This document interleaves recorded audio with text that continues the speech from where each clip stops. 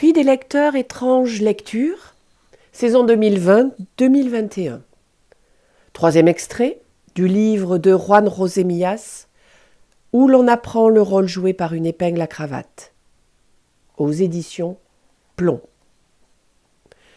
Deuxième partie, chapitre 2. Le mois de mai fut également pluvieux. Damian n'avait jamais observé la pluie avec un tel émerveillement. Parfois, après avoir fini les travaux ménagers, il se perdait dans sa contemplation au point de sentir qu'il pleuvait aussi en lui. Les tempêtes produisaient une étrange luminosité à laquelle il n'avait jamais prêté attention auparavant et qui semblait refléter son état d'âme. Dans le jardin, tout bourgeonnait à une vitesse surprenante. La lecture frénétique des livres de fantômes et de revenants remplaça celle des modes d'emploi que Fédé rapportait du magasin pour étudier le fonctionnement de certains jeux vidéo particulièrement complexes. Bien que Damian ne se fût jusque-là jamais intéressé aux questions d'ordre surnaturel, les histoires figurant dans ses ouvrages exerçaient chez lui un enchantement inconnu. Il lisait moins les phrases qu'il ne les déglutissait, les retournait en bouche, en les mastiquant avec sa salive, avant de les laisser tomber au fond de lui-même, où elles conservaient un étrange pouvoir de suggestion.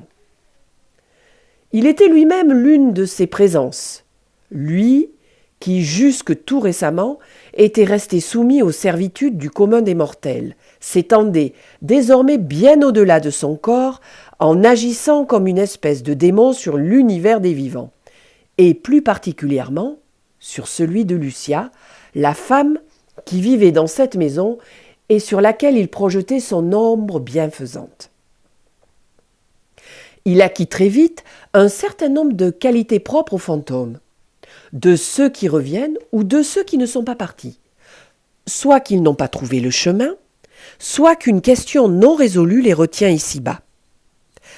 Sans doute était-il arrivé dans cette maison et à l'intérieur de cette armoire, car certaines forces invisibles, associées aux vieux meubles, en avaient décidé ainsi.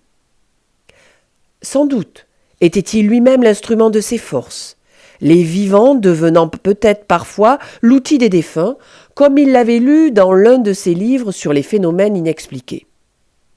Pas n'importe quel vivant. Il n'était pas choisi au hasard. Certaines dispositions mentales étaient requises, ainsi qu'une sensibilité exacerbée, comme celle dont Damien était doté, à son avantage comme à son détriment. Après avoir refermé l'un de ses livres, il avait parfois un peu de fièvre, certainement provoquée, se disait-il, par l'intensité de la lecture. Il commença à répondre aux passages soulignés par la femme en recourant au même procédé, de sorte qu'un étrange dialogue s'instaura entre eux. Comme elle soulignait en bleu, il choisit le rouge. Au début, il se limitait à mettre en évidence les phrases qui les avaient interpellés ou qui, d'une façon ou d'une autre, les concernaient. Puis, ils se mirent à souligner des lettres ou des mots isolés à partir desquels ils construisaient des phrases d'un genre nouveau.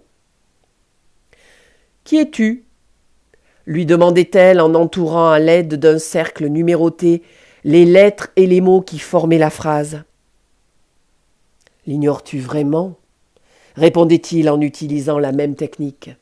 « Il me semble que non. Je crois que je sais. »« Tu es venu pour me sauver ?»« Pourquoi d'autre, sinon ?» Il cherchait à être laconique dans ses réponses, convaincu que l'économie verbale, bien plus que le verbiage, transmettait une sensation d'intelligence. « Est-ce que tous les fantômes sont intelligents ?» lui demanda un jour la femme. « Toutes les personnes intelligentes ont quelque chose de fantomatique, » répondait-il, en renversant la question, un art qu'il avait appris de son père, grand amateur de jeux de mots.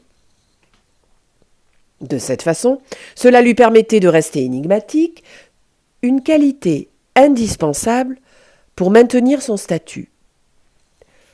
Quoi qu'il en fût, les difficultés techniques inhérentes à ce mode de communication les obligeaient tous deux à composer des messages brefs, ce qui pour le moment jouait en faveur de Damian. « Qu'est-ce que tu as fait aujourd'hui » demandait Lucia. « L'essentiel est ce que j'ai défait, » répondait-il. Par la suite, il se mit à compléter ses lectures sur l'au-delà par des incursions sur Internet menées depuis l'ordinateur. Il cherchait des histoires de fantômes, regardait des vidéos et des photographies. Il se demandait comment il avait pu rester aussi longtemps hors de ce monde si réel et repensait à la façon dont les choses s'étaient passées de manière si extravagante en soi, si singulière, si incroyable, que cela pouvait uniquement résulter d'un dessein auquel il n'avait pas d'autre choix que de se soumettre. Au cours de ses errances sur Internet, il découvrit une multitude de forums sur les morts et les revenants. La plupart d'entre eux ne présentaient aucun intérêt, car les intervenants étaient soit des déséquilibrés, soit des gens oisifs qui s'intéressaient à la question rien que pour s'amuser. Mais, sur d'autres, les participants parlaient de leurs expériences extraordinaires en les racontant avec sincérité et stupeur. Or, le point commun de tous les participants des forums était leur condition d'être humain. Pour une raison ou une autre, les fantômes n'écrivaient pas pour raconter leurs expériences dans l'univers des vivants. Aussi, Damian mit-il un moment à se décider à intervenir en tant qu'esprit. Enfin, un matin, avec beaucoup d'appréhension, il accéda au forum qui lui inspirait le plus de confiance et écrivit.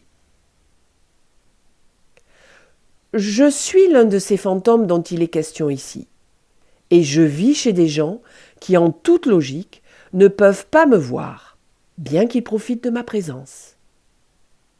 Contrairement à la plupart des esprits dont vous parlez, mes actions sont utiles. Je ne passe pas mon temps à faire des bruits bizarres, à éteindre ou allumer les lumières, ni à changer les choses de place. Mon but est de simplifier l'existence de cette famille. Ainsi, pendant que ses membres s'absentent, je m'occupe des travaux ménagers et de l'entretien général de la maison, car je suis un expert en tout type de réparation. J'aimerais savoir s'il y a un autre fantôme dans une situation semblable afin d'échanger nos expériences. »